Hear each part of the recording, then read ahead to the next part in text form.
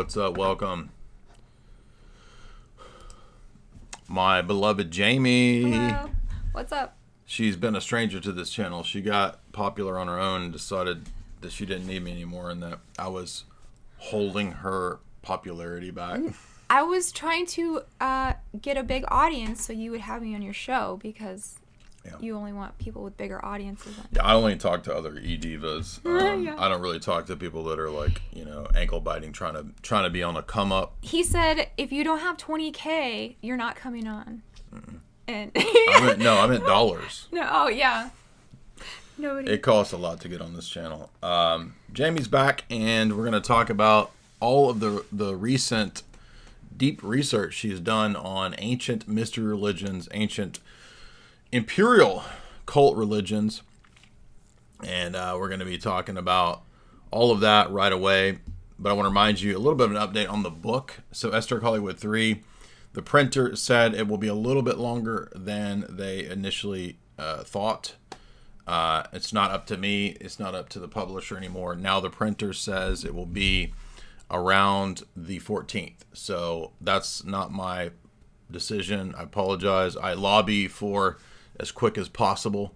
But that's all we can do with the printer. So don't worry. I know it's just another couple more weeks. You're going to get your book. I promise you. You don't have to email me. You don't have to complain. Esoteric Hollywood 3 is available, and you can sign up for these in the shop. You can just click the inside the U.S., and then you can order all of them. If you order part 3, it won't ship until, if you order 1 and 2 and 3, they don't ship separately, so they're all going to ship together. Anyway, so you can get those in the shop at jaysanalysis.com. That is in the show description, the shop. And also, I still do have my collected essays, all 700 or so pages. Yeah, almost 700 pages of the Red Book, which is all my geopolitical, theological, and philosophical essays over the last 10 years or so. And then today we're going to be getting into a lot of ancient cult techniques and practices that you're going to notice are amazingly parallel to today. The world is not as different as you thought it was from the ancient world. Oh, we're so advanced, yet we fall for all the same tricks. All the same demons, by the way, are behind the ancient religions as they are behind today's cults. And that's, I think, what really blew me away as Jamie was telling me about all of her research. I have not read a whole lot on Assyria and Inanna and the Sumerians. Look at this. But Jamie has been doing her homework. She is writing a new book, and she wanted to read into the goddess mystery religion topics intensely, and she has. I'm proud of her. I took your advice and my own advice with that show we did with Ruckus and got off social media for a long time and just started reading books instead. And she I took found a big break. A lot of crazy every time stuff. every time she takes a break from Twitter, she ends up reading like 10 books, and I'm like, you should just constantly take a break from Twitter. Just never stop taking breaks from Twitter. But look at these books, man. They're not that fun, but they're really important. This one was a beast. I can't believe let's start with the Folio Society classic here. This is such a cool book, but it's also a very informative and Babylon. interesting book, because sometimes these can be kind of dry. Hollywood, Babylon. Yes. Dusty, but it was very lively, and it pretty much talks about all of the first cities. So, like, every city of Sumer was a cult to an ancient god. So each city had its own demonic cult. Okay. Right. So the Anunnaki, can you see that? This Middle Earth right here? No, this is Mesopotamia. And so the very first cities were like Ur and Eridu, and these were to Inanna and Enki. And then you have Erech, and then you have Babylon, obviously, is one of them. Nineveh is one of them. So a lot of Bible towns. Yeah. So here he's just going through, like, Sumerian life. What is it like to be, like, one of the first people that have writing and all of this stuff?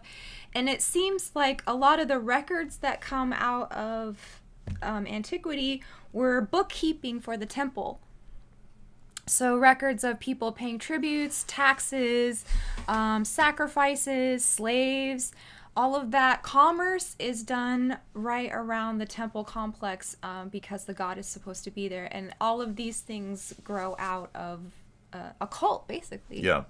Well, we know that, if you think back to Nebuchadnezzar in the book of Daniel, Nebuchadnezzar essentially had a giant idol kind of himself built, and of course he tried to force everybody to worship the idol, and that's where we get the stories in the book of Daniel. But these historic empires are, not all of them, but they're mentioned in kind of a succession in the in the prophecies of Daniel, Zechariah, and Jeremiah.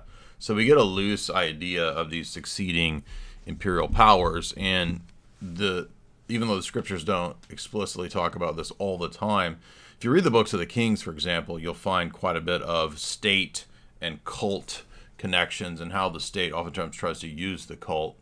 I wrote an essay years ago about how the Israelites, when they fell into idolatry under Jeroboam and Rehoboam, they tried to utilize different worship sites because the legitimate temple was in the southern kingdom of Judah.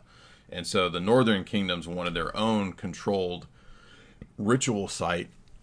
So they created Bethel and Dan, and those would become eventually connected to the Samaritans in the New Testament. So you get this kind of long-time connection between the state, or the god king, the emperor, and his ritual cult. So this also reminds me, and I want you to get into your notes, this also reminds me of the book by Dvorak that is overlooked and unknown. It's a very obscure book, which I've covered it many times. I've mentioned it many times. We haven't done a whole lecture through the book, but it's the history of intelligence agencies all the way back to the ancient empires, particularly Egypt, Mesopotamia as well, and then into Byzantium. So how do the intelligence agencies work in these ancient empires and in Byzantium? It's a fascinating book, and the key point there is that the priests were also the members of the king's or the emperor's spy network. So he had a ritual cult run by priest spies. They weren't the only spies. There were also mailmen, were the early spies. But the ritual cult was directly connected to the espionage and intelligence apparatus, even in the ancient world. So things that we think of as maybe new discoveries to us these days, when we figure out, oh, wait a minute, there's CIA connection to these different cults and this and that. No, this is actually the way that the ancient world functioned. Mm-hmm. Yeah, everything from today, you can find a parallel in the very first cities. Definitely con men. Okay, so if we're talking about temple complexes and worship, I mean, long after some kind of weirdo Nephilim has left this place, and gone back to the stars or died or whatever happened to them, the priests keep up this worship, and the idol is set in the place, and then so the priests are actually the ones who are taking all of the tribute and all of the food and all of the offerings, and then after everybody leaves, and the priestcraft eats it, right? And so the god did it or whatever. And also you have a population that is extremely superstitious. So you have these groups that will... Are they a little stitious or superstitious? No, they're megastitious. And so you have people taking advantage of that, saying you can pay me for blessings or curses. And so these are like actual professions in the ancient world of being paid for the ancient world's grifters. Exactly. Yeah. What else? Taxes. I mean, all of this stuff comes from just the worship of in the beginning it was the ziggurat, right? And that was the center of town. And then you have your exorcists, you have witch doctors, you have all of the things that we have now. You have clans fighting each other. So in that time, it was like Babylon and Assyria, and the capital would move from Babylon to different cities, and because whoever had won these wars or skirmishes, or whoever gods favored. And so you have these different ideas of religion going from like goddess worship to more like god worship. So they go from Inanna being the most important goddess Yeah. to like Marduk in Babylon after those kinds of myths had taken over, like Marduk and Tiamat. Right. So, but the things that carry through are basically like, can you say human TRAFF? Just spell it. Yeah. Human TRAFF, temple prostitution, worshipping of the goddess by sexuality. And so this is a book that we talk about in our live show where we talk about she is the gender bending goddess, Inanna, right? And a lot of public sex rituals. So how they would legitimize kings in the ancient world was they would have a festival called Akitu, where the high priestess of Inanna and the king would have a union where they represented the goddess and the god Tamuzi, or Tammuz in the Bible, right? Yeah. And then all of the people would follow, and this would be like the fecundity ritual.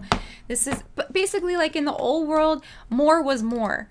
So the more babies, the more better. Not that we don't think that still, but it was the only thing that their mind was thinking of, was like producing lots of grain, producing lots of vegetables, producing lots of babies, because babies are part of the economy. Well, that is so true. And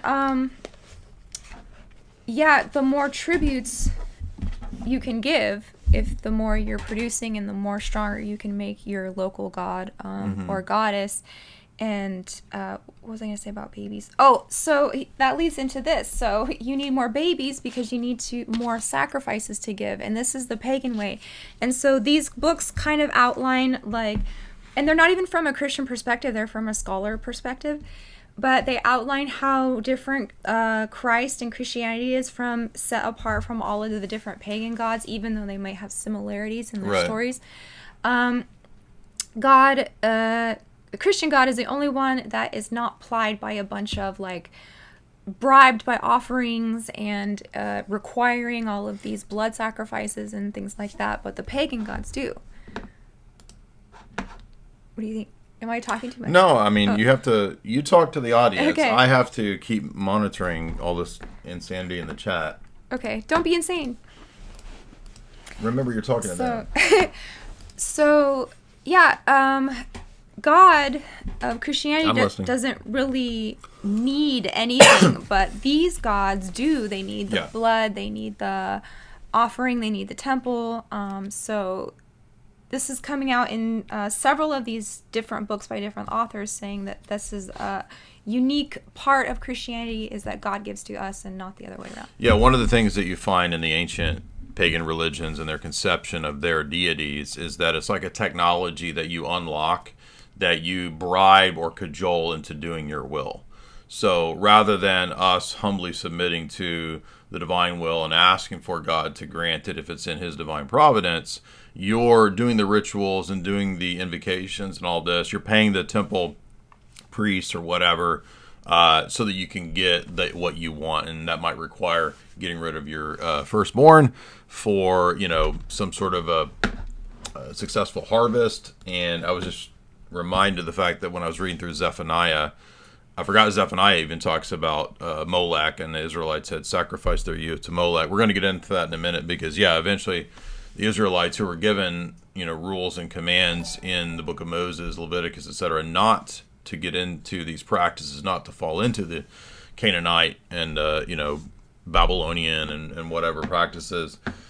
Many times over they actually do, and I forgot that Zephaniah actually mentions Molech by name, and that because they had forsaken God, and then even in Jeremiah, they built high places in Topheth, to the valley of Ben Hinnom, to burn their sons and daughters in the fire, which I did not command, nor did it ever enter into my mind, in Jeremiah 7:31. So Israel oftentimes failed and fell into these practices, and so this tendency within the religion of primitive Judaism or proto-Christianity, there were cults and groups within that would fall into human sacrifice, and that's where people get the idea that all of the Old Testament was this evil God who taught human sacrifice, which is not true. And many times over, it's very clear that you do not do human sacrifice to the God of the Bible. That's one of the key things that sets him off against all the other deities. And so when we hear pagans and neo-pagans try to make this argument,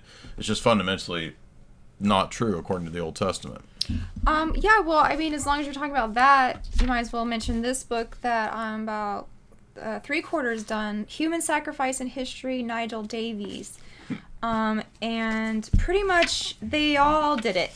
They were all doing it. There is not one like This is just normal academic text, by the way. These aren't conspiracy books. This is not a weird like Bible bookstore book. This is moral publishing. Like, it's just archaeology basically. And so pretty much every culture is doing it, even the Israelites at some points when they are mixing with Canaanites. And this is where you get the idea that, like, Baal and Yahweh are the same, because they're constantly warring against each other and enslaving each other and mixing tribes and mixing religions over, hundreds and thousands of years. But definitely the other tribes of the Israelites had that Tophet, and that's what the prophets were always railing against. And Jeremiah. So, I mean, name a culture, and I'll tell you if they are big on it. Well, one that often comes up that is believed to be not involved in this, but actually was Egypt. Oh, yeah, for sure. Okay, so, what they would do is when a pharaoh dies, he needs all of his servants and his wife and his, like, not his children usually, but like all of his attendants and his things to go into the next world.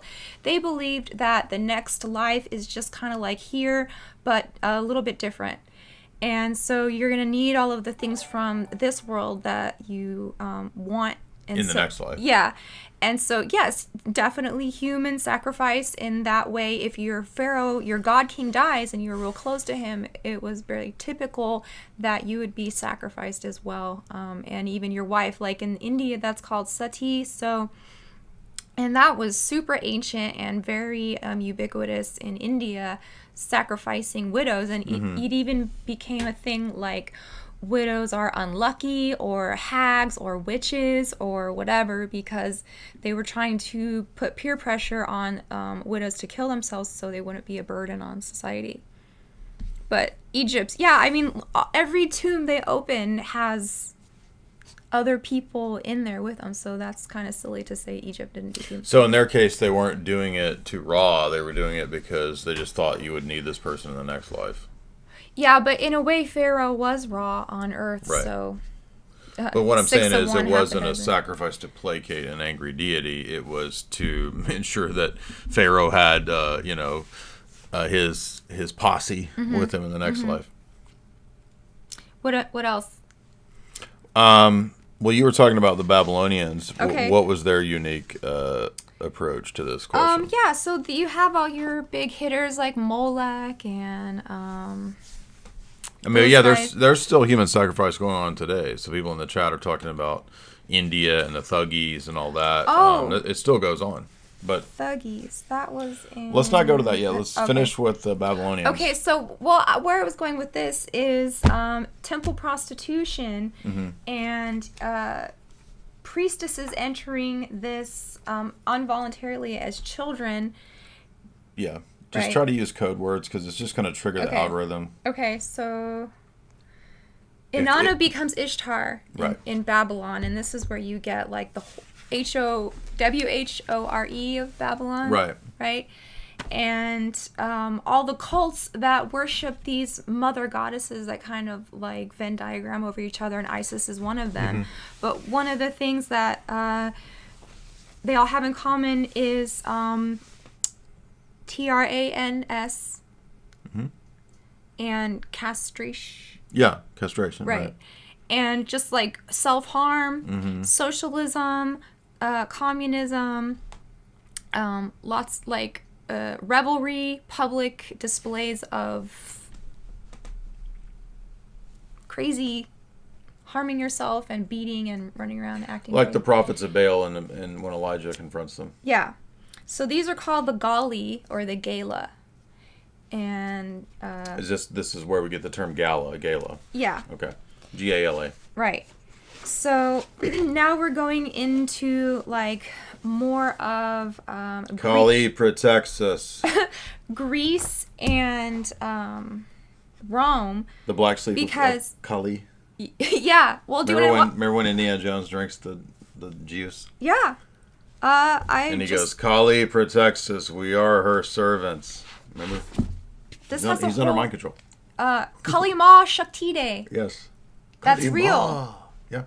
And Shakti is like magic powers, I think. Right. So give us your magic powers. But yeah, there's a whole quarter of a chapter in here about Kali. But do you want to hear about her? No, I want to. Before we do that, let's get to the really spicy stuff, which is that there were ancient groups of people that castrated themselves and became TRANZ as part of the ritual prostitution temple cult. Exactly. They're called Gali. They're called Gala. They were they migrated over in Greece and Rome, and they became more By the way, recognized. Keep this in. I did want to mention though, when you look up the structure of a ziggurat, typically one of the first papers I ever wrote was about the Tower of Babel, and a lot of scholars believe that the Tower of Babel was structured in a kind of a step model like this, like an Aztec cake. And the reason for this, that all of the temples in the world end up taking this kind of structure. I mean, yeah, it's a basic, I guess, geometric engineering structure. But some people think that these are all kind of little mirrors of the Tower of Babel. So the idea was, we'll build a tower, quote, to ascend into heaven. Really, I think that just means that they wanted to build a towering structure that symbolized human defiance of God and the idea of the worship of Nimrod, a kind of a type of Antichrist. So it's not that they literally thought they were going to like climb into heaven, but it's symbolically a war on heaven and the erection of man as God. And man as God obviously serves Satan, and thus necessarily leads to this idea of human sacrifice at the top of the ziggurat. So there might also be, if the Book of Enoch has some tradition within it, which it does to some degree, it might also be just what is with all the retards in the chat today, dude? Does this just lead to retards coming into the chat? Anyway, this is an important point. So you get a bunch of mini towers of Babel throughout the world. And to me, this is kind of indicative of the fact that the Bible is accurate, because why would we have the same patterns and structures of ritual worship and ritual human sacrifice almost throughout the entire world if it wasn't a testament to the way Romans 1 talks about the universality of idolatry? This speaks to the history of Genesis. It speaks to the fall, all kind of being real. Otherwise, we wouldn't really. Why would we see all the same patterns and the same structures throughout all history? Mm-hmm. Also, Genesis 6. There might be a sense in which this origin of human sacrifice has its roots in the story of the Nephilim, because in the book of Enoch, they are the first to begin to require human sacrifice. Well, also the Tower of Babel, it didn't have to be tall. It could have been like a crossroads to get to another dimension, the spiritual world, where you can contact the beings from the other dimension, right? Yep. It didn't have to be a physical thing.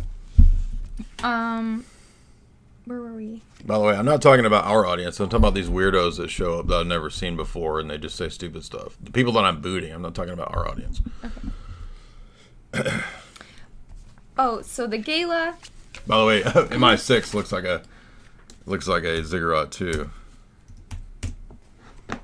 See? Mm-hmm. Well, and that was the symbol of the EU too. Yeah, the EU used a Tower of Babel on their poster. Mm-hmm.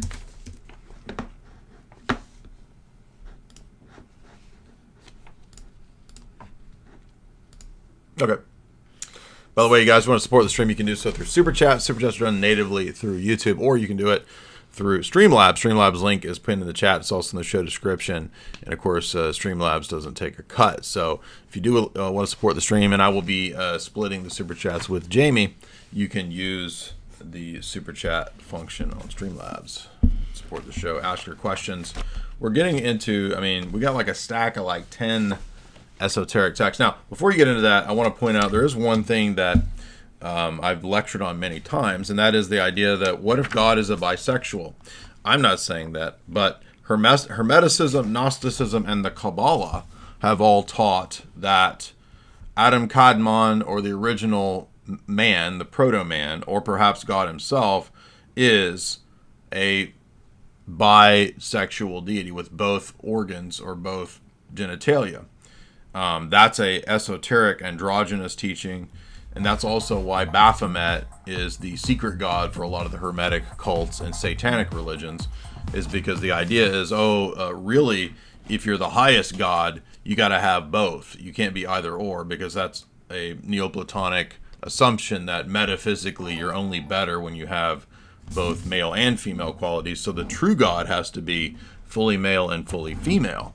And that ends up being the Gnostic esoteric teaching of both ancient Platonists, Hermeticists, some of the Gnostics, and elements of the Kabbalah teach that God is bisexual.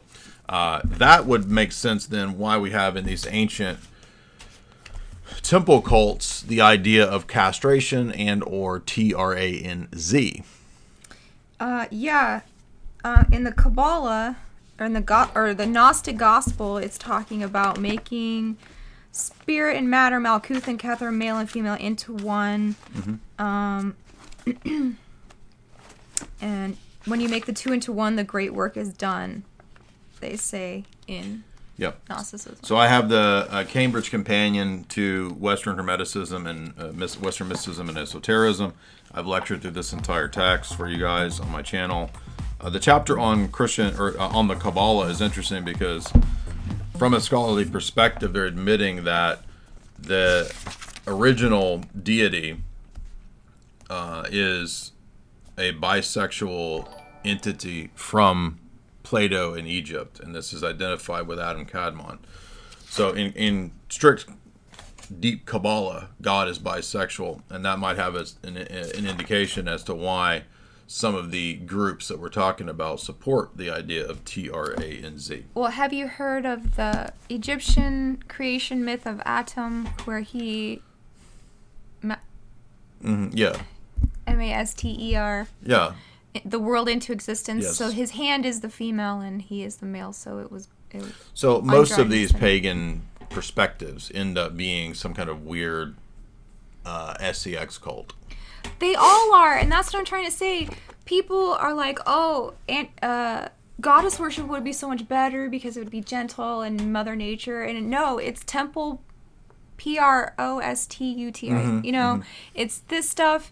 So this whole scholarly paper is about the cults of the goddess, and they are contrasting Inanna, Ishtar, and the Hijra of India, and Kali again. So these are like crazy, bloodletting.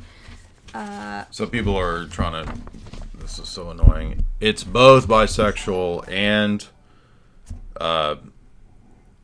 androgyny, or having both organs, hermaphroditic. And I'm gonna read it. The whole chapter is bisexuality. So is the audience just people who just want to like play gotchas today? In the Sephirot, the Decad is actually one and apparently a apparent separation that can demand harmony and give rise to polar bisexual structures within the Kabbalistic notion of the Godhead itself. This is based on the bisexual nature of primordial man, that he had two sexes, right? This bisexuality was from Plato. So you assume that I'm talking about the word can be used not just in the sense of having sex with two different people, but having both sexes. That's how it's used in this. Just go get the scholarly text and read it. Go ahead. And another goddess is Kybella. I think that's how you pronounce her name. I had to look it up. So Kybella, Rhea, Magna Mater, Inanna, Ishtar, all of these like sex mother goddesses. Her cults are like crazy troons. Can't say that. Oops. Told you not to say that on YouTube. Now what do we do? Just keep going. Okay. So it's just going to mean that it'll be demonetized and it won't get promoted in the algorithm. So sorry. I don't care, but the algorithm's just going to not promote the show. Okay. Well, undoubtedly, the most shocking practice by these people was the CASTRA. Right. Cutting your hot dog off. And what else? So, these people had political groups in ancient Rome and ancient Greece that were recognized by the Senate. Mm-hmm. So they're already infiltrating into like public forums and having golly rights, and like they are recognized parts of society. Yeah, so they became a kind of a welfare class too. This is something you pointed out that not many people know, is that they're the goblin socialist Antifa of the ancient world, because they were also part of the welfare class. Yeah. Explain that. Well, because they would give like they would travel around from city to city, reading fortunes, doing tarot cards, doing dancing, giving concerts. And a lot of them, if you didn't like give them enough money, they would lift up their robes to show you their scars, and that was like a curse to you. That now you've seen that. You can't make this up. So that TRANZ would curse you by showing you their area. They're mutilated when you didn't give them money as part of the EBT cards that they were due. Yeah. Oh, that's not a joke. I know. So, anybody who says, like, goddess worship would be so nice, and it's just, like, pregnant women sitting around being fanned and stuff. It's not. It's this stuff. And they were very much... No, this is a key point. So, people think that the Gaia worship and the ancient goddess worship was, it was like, it was so peaceful when women were in charge. And no, it was this. Yeah. Women in charge of the ritual goddess cult, what I'm saying. Yeah, but a lot of times they weren't even in charge of it. It was still male priests. So, like, whoever's weaker is going to get trampled on in these types of... Well, it's like Wilhelm Reich said, in order to have the end of the patriarchy, you have to promote free love and the goddess and no boundaries for pansexuality. And then the patriarchy would fall. But, of course, he's a man saying this and trying to engineer and fund this from the background. They enjoy acknowledged begging rights. Their primary religious function is to appear at weddings and childbirths to call down the blessings of the goddess. So I even put... So they're welfare queens who are TRANZ cult ritual Antifa. Right. And so let's talk about this goddess that they're worshiping in India. Was a big part of that paper is Kali, right? And Kali's cult is... Call on me, Kali, Kali, Kali, come and see. So, I'm the best deity I used to be. Kali's worshippers were called thugs or thuggies, and this is definitely where we get the word for gangsters. Kali Ma protects us. We are her children. Her cult is primarily men who murder other men. Huh.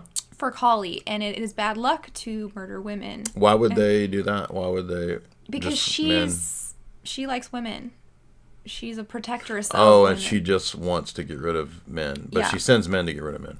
Right. Okay.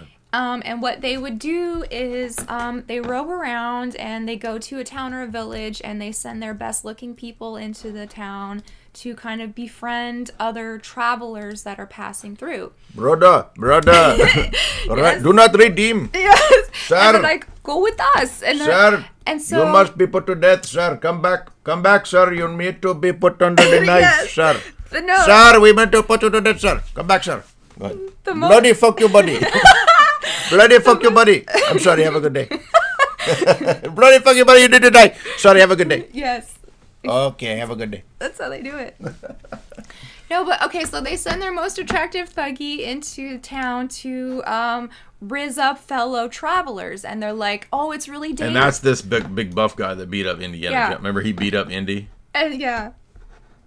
Yeah, go ahead. And they're like, "It's really dangerous. I've heard there's like muggers on the road, and maybe if you travel with our group, you know, there's safety in numbers." And the people are like, "Oh, sweet, you know, okay, yeah, we'll travel with you." So they start traveling, and they gain all their trust. And a couple days into it, while everybody's sitting around the fire, they give like a signal or a code word, and all the thuggies immediately like turn to the person next to them and choke them at the same time. And usually like with a yellow rope with a coin on it, and like choke them out, and then...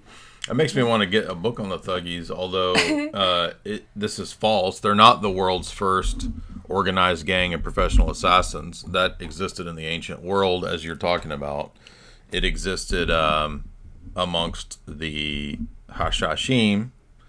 It existed amongst the Jews, known as the Sicarii, who were they tried to assassinate the Romans, the Zealots. So... But I mean, maybe the thuggies go back to the ancient world. Would they say they're like the ancient true Hindu believers? They're pretty old. Kali worshippers are pretty old. What was I gonna say about thuggies? Oh, so you have to kill somebody to get initiated. So are you saying that Spielberg got this one right? Pretty much. Well, they don't eat your heart or anything. They just choke you.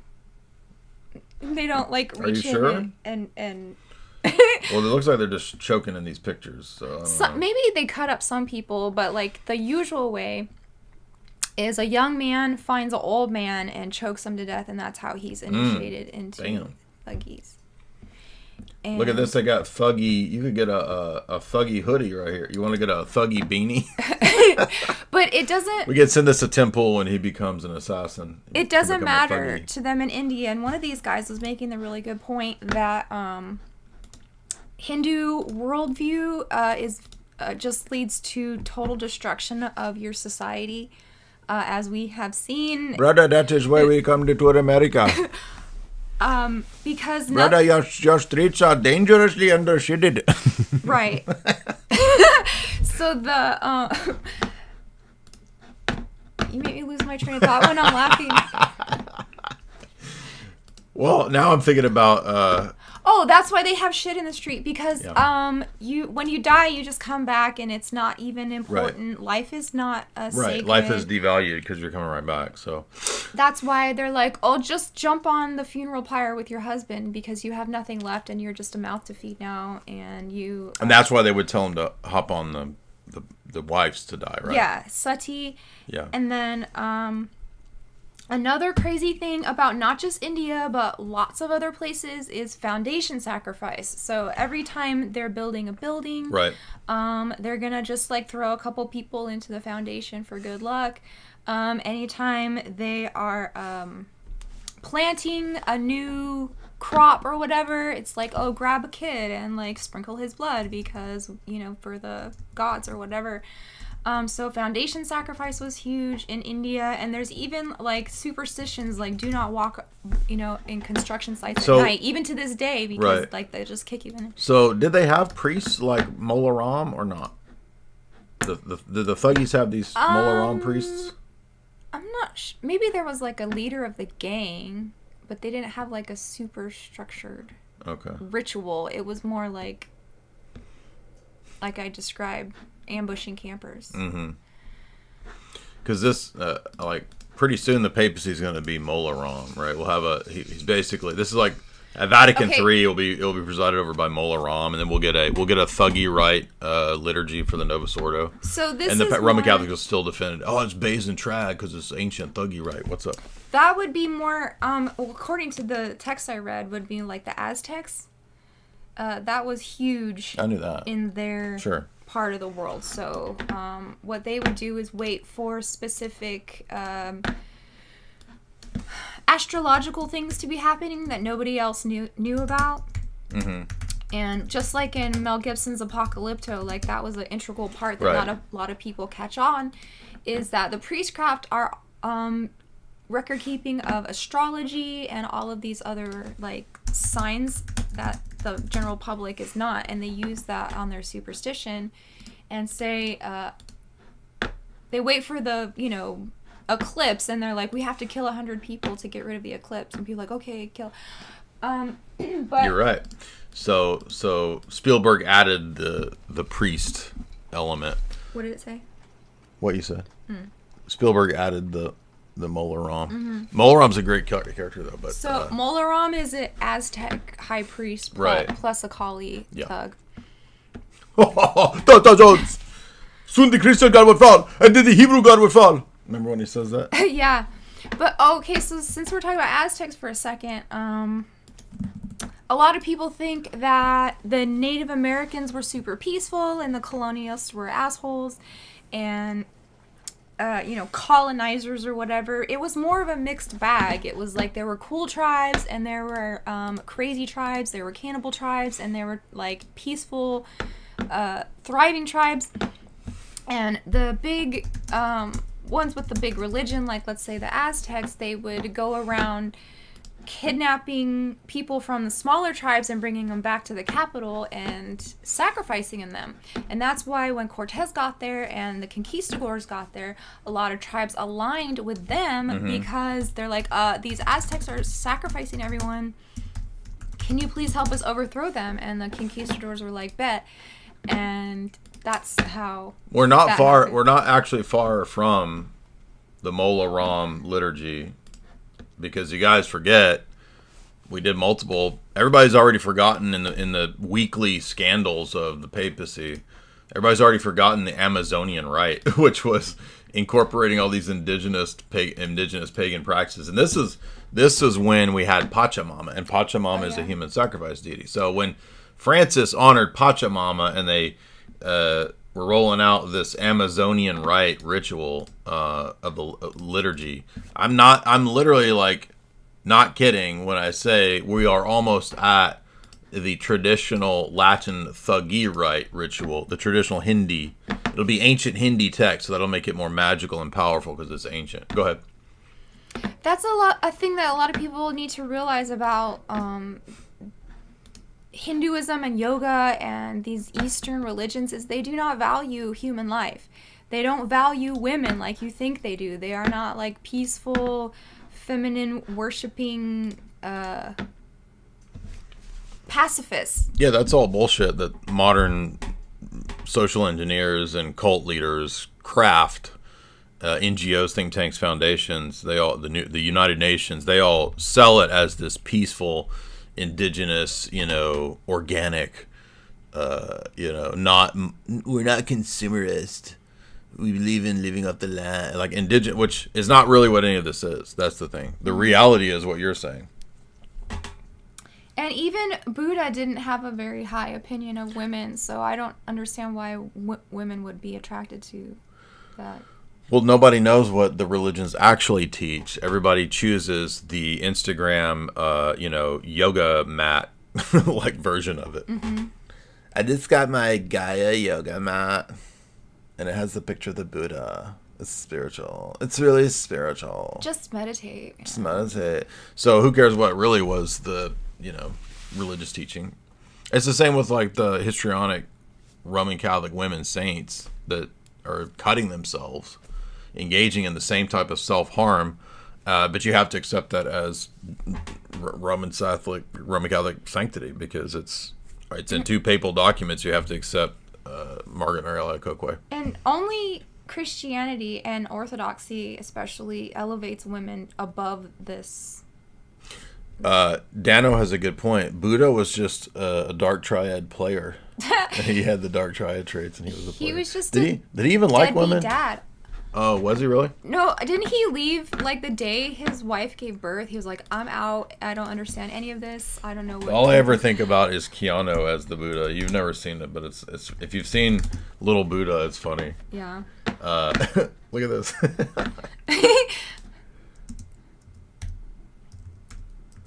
In fact, it would be worth watching. So here he is. He's got his macking on his princess, but he decides that he's got too many pleasures, and he doesn't. His father Walt. Do you know the story? Mm-hmm. His father walled him in to keep him from the taint of the world, and then he decided it was too easy, so he went to go experience the world. Anyway, but all I ever think about is Keanu playing like. Whoa. He's doing brown face, dude. Look, it's brown face Keanu, and he's like the Buddha or whatever. But he's a perfectly cast like California guy as the Buddha, bro. And remember, he faced off against Bodhisattva in Surf movie. Yeah. Johnny Utah versus Bodhisattva. Who disappeared into the waves. I just went blank. Point Break. So he's fighting Bodhi, the Buddha, in Point Break. Then he becomes the Buddha, only a little bit later. Someone just said I should have Sister Anastasia on my show. Well, you see all of this, and you think, oh, look how mystical and spiritual, and this is so, like, profound. And then when you look at the recent video, shout out to our one of our editors who edited together. Did you see this? What's up? Look at it, brother. What you doing, brother? We've been destroyed with trying to poop on the things. It's just mud. I'm sure it's just mud. I've seen a lot no of cooking by river. Do not cook by river. Well, first I'm making a simple point that do no TV. Brother, no TV, brother. Get out of water, brother. Block you for this. Now I realize the one that I can't. Very mystical, very spiritual. Very much spiritual. Look at Keanu. Look how skinny he is. Whoa, dude. I want to watch this. You should watch it. It's funny. It's well, you'll have to see it. We should do an analysis of it. It's pretty funny, actually. But man, so he's got him a Desi chick, and then he just is like, "Nah, I'm out of here, dude." So is this the deadbeat dad thing you're talking about? Because he leaves her. Yeah. Man, Indian women dress is so beautiful. They're just very spiritual. The way very spiritual. I just wish they had a better worldview because they're very spiritual. Their dress and aesthetic is like probably the most beautiful in the world. I don't know. It's top. It's up there. Okay. Jamie wants to be a Desi. I know. She wants to be a princess here with Keanu in this temple. I want to wear sari and sparkles. She wants to be in this Keanu temple here, and Keanu's in brown face. That is Jamie. Look at Jamie, so brown, so cooked. You're like a patty of my armpit. You are the beautiful patty of my armpit. Somebody just said I should have Sister Anastasia on the channel, and your wish already came true. I mean, I didn't have her, but I reviewed her book on the YouTube members section on my channel, and we talk all about this and a little bonus book that was a funny thing about it wasn't funny, but it was another lady who converted to Orthodoxy from a weird cult where they spanked each other. Whoa. Yeah. No, you're not talking about this girl. No. I don't know where the book went. Well, so people are asking, wait a minute, is that Keanu? Yes. Keanu played the Buddha in the 1993 movie, Little Buddha. The movie is terrible, but it's so bad it's funny. It's actually worth watching because it's actually funny. Life. And so Bridget Fonda is tasked with like finding the new Buddha, right? Because he gets reincarnated. And it turns out it's this little blonde kid. Looks like Macaulay Culkin in Buena Vista. So she finds the new Buddha, and then they send the Dalai Lama, who, by the way, seems like a creep, right? Who kisses kids on the mouth. Remember that? And for those that don't know, like a lot of this Buddhist shit, it's a bunch of same old cult, mind control, MK Ultra, human trafficking, tied in with the CIA. We talked about it for forever. So Tibetan Buddhism is pretty dark when you really study it. I'm not an expert on it, but it's pretty dark when you study it. Well, there is a left-hand path of Tibetan Buddhism, so you. Hey, is that Chris Isaac? It looks like him. What is he doing in this movie? Anyway, yeah, there is the Buddhists have the left-hand path where the Tibetan Buddhists, where you do all the evil that you can, so that you've experienced evil, so that you know evil and good. Mm-hmm. Well, since we're talking about Buddhism, okay, so Sister Anastasia, and again, I go through this whole book on my channel. It's called You Are Mine. she was studying to be in Lam Rim, which is like the super Buddhas. Well, I've never heard of that spell. Lamrim. Lam Rim. That's how Buddhism. Okay.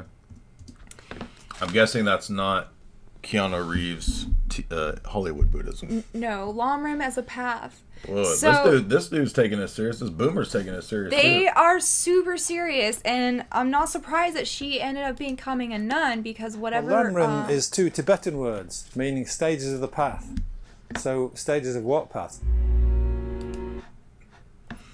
Okay, I'm sorry. I'm not trying to cut you off. I've just never heard of this. Yeah. So this is a path designed by the Buddha. So it's the path that he took, and is a path that he's inviting us to follow. So it's not a path on the ground that Well, Lamrim is two Tibetan words. That's boring. This guy's got at least a night. It almost looks orthodox, but It like does. pagan. Hi, Right? Yeah. how are you? My name is Jason, or my monk's name What's is up, Jason? Tenzin Gawa. Today I would like to Oh, so they take names too, like Christians do.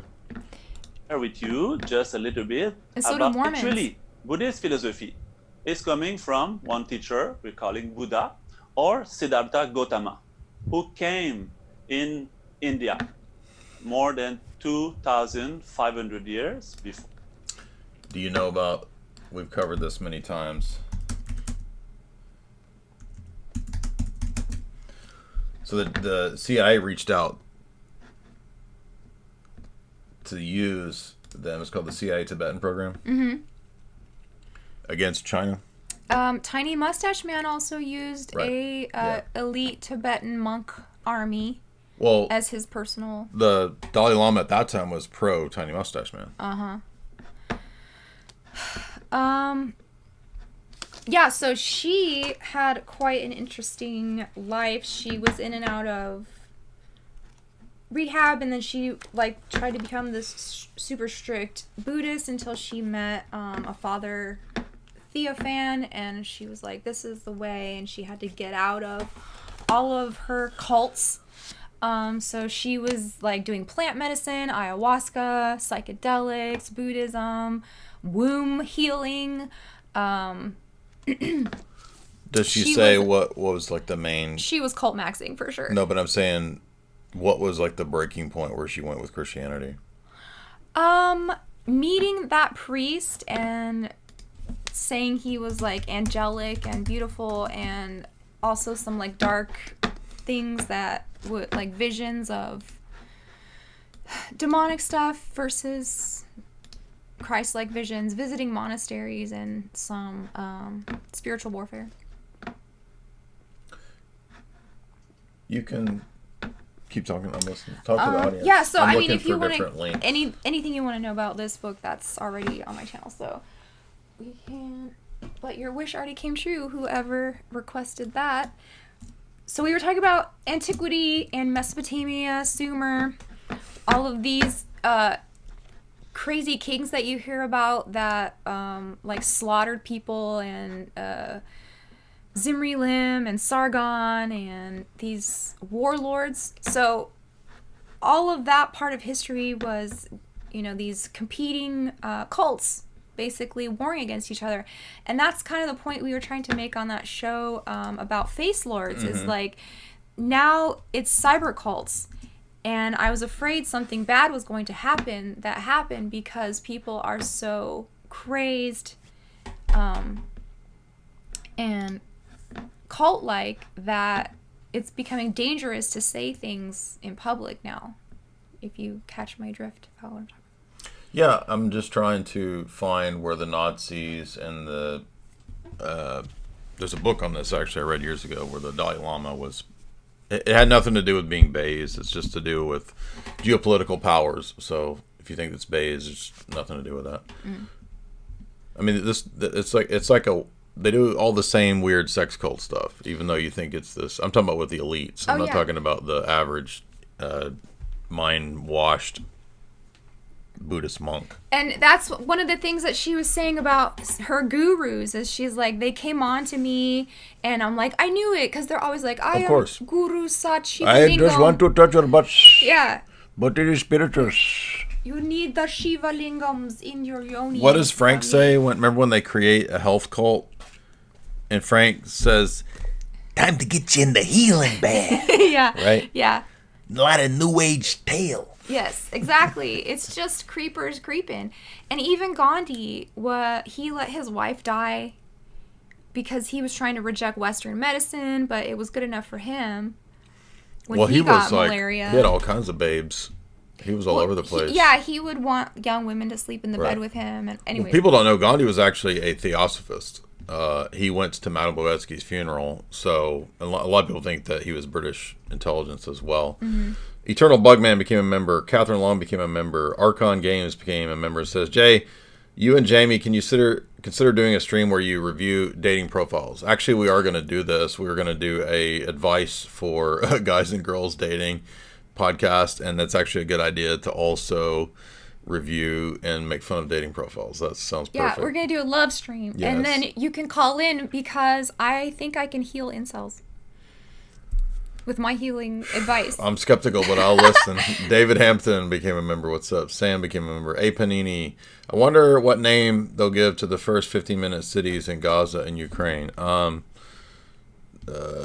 Yes, get creative and come up with a name. Volturu, $5. Dyer Squad, stand up. Thank you so much. V Scott, $5. I love when you have Jamie on, and I love having Jamie on again. Thank you, V Scott. Jub, do you think the sanctuary at the top of the ziggurats is where the Nephilim were produced? Who knows?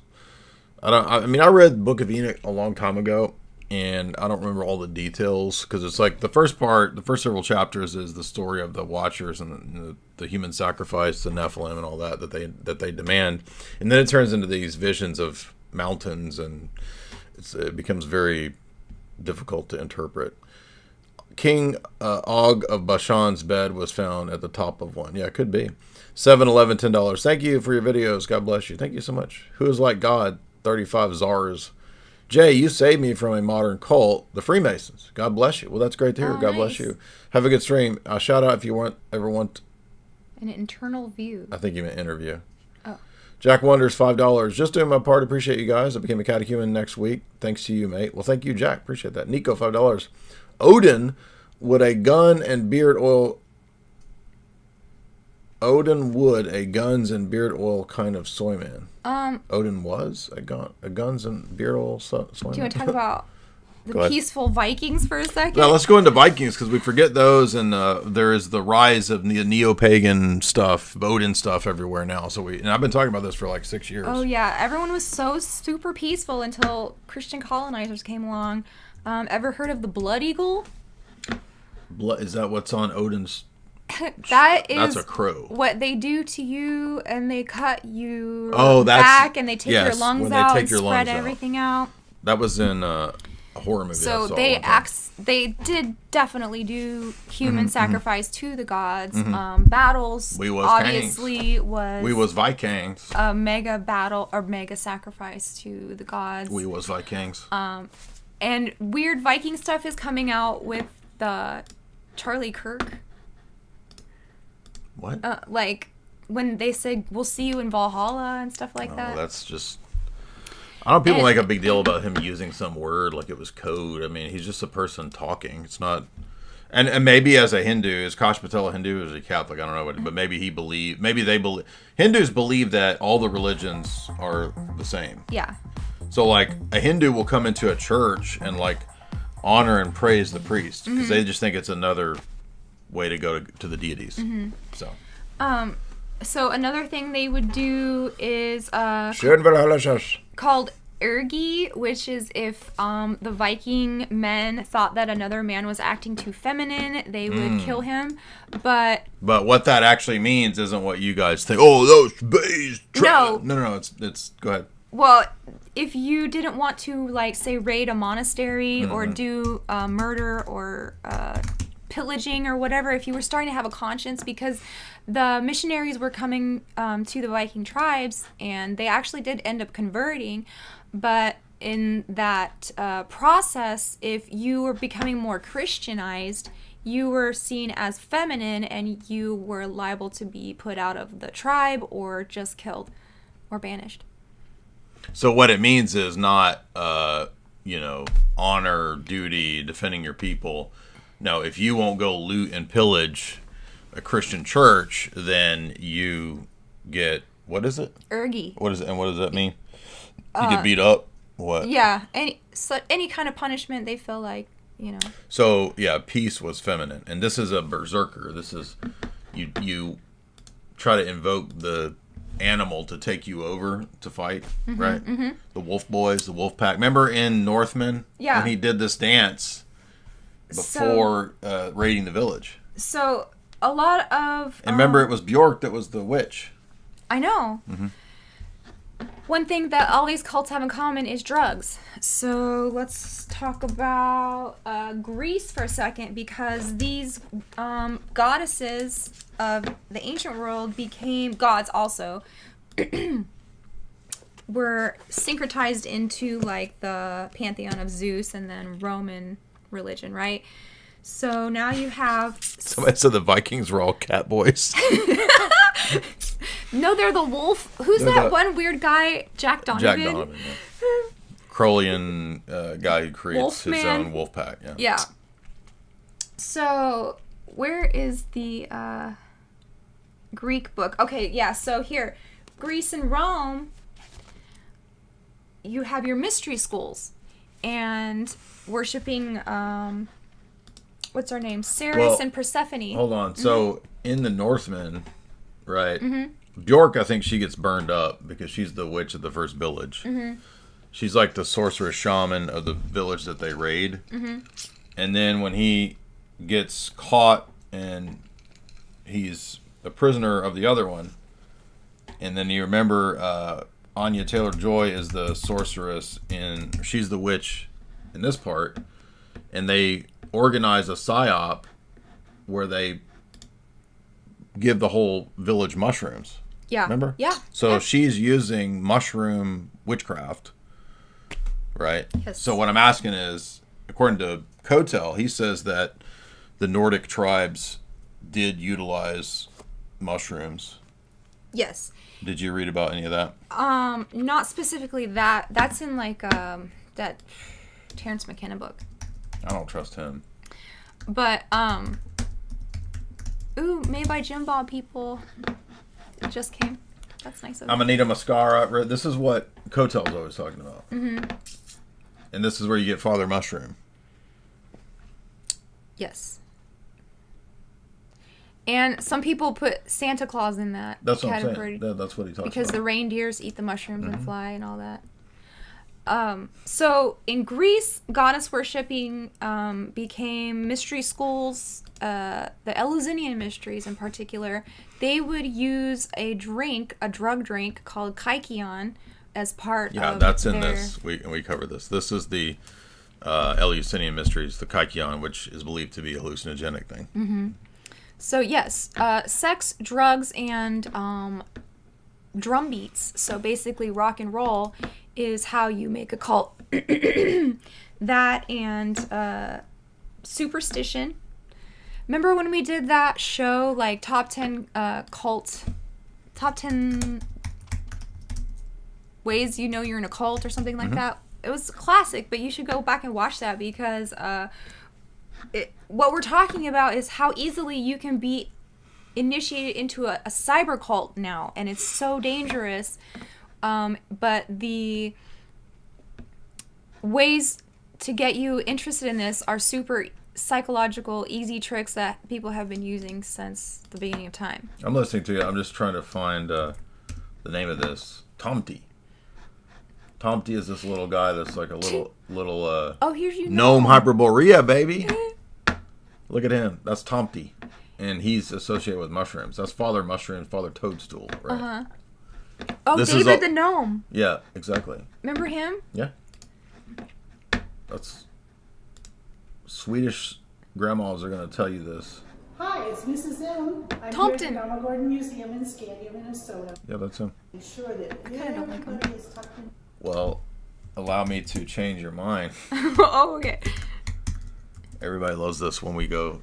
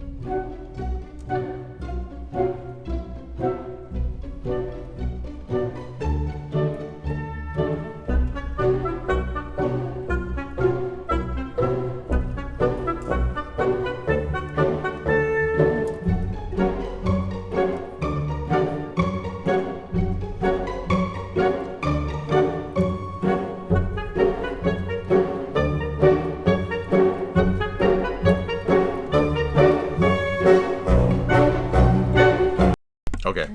Of course, if you've never seen one of the best riff tracks, Father Frost is one of the best. It's a classic. And Father Frost has Tomty, or Father Mushroom, or whatever he's supposed to be. I don't know what he is. Now we know what cult you're in. Tomty. But if you want to, this is why we became Russian Orthodox, is because of what's the guy's name? He turns into a bear. Anyway, go ahead. Oh, Bear Schnook? No.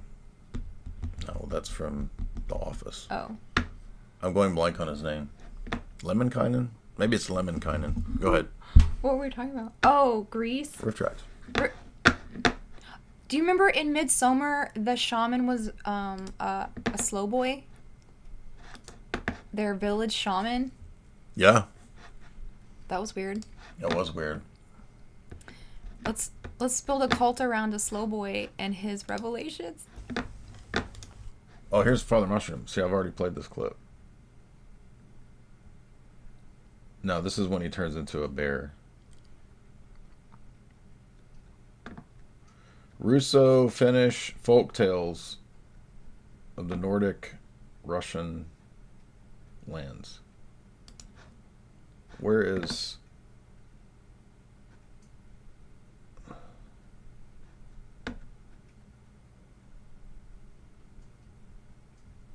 Oh, it kind of has a Cinderella element to it. So basically, this goofy 1960s movie that Riff Tracks made fun of, it's a combination of like 5 or 6 different old folk tales, Russo-Finnish folk tales, and eventually they get to like Father Frost, who is basically Santa Claus, right here. Mm-hmm.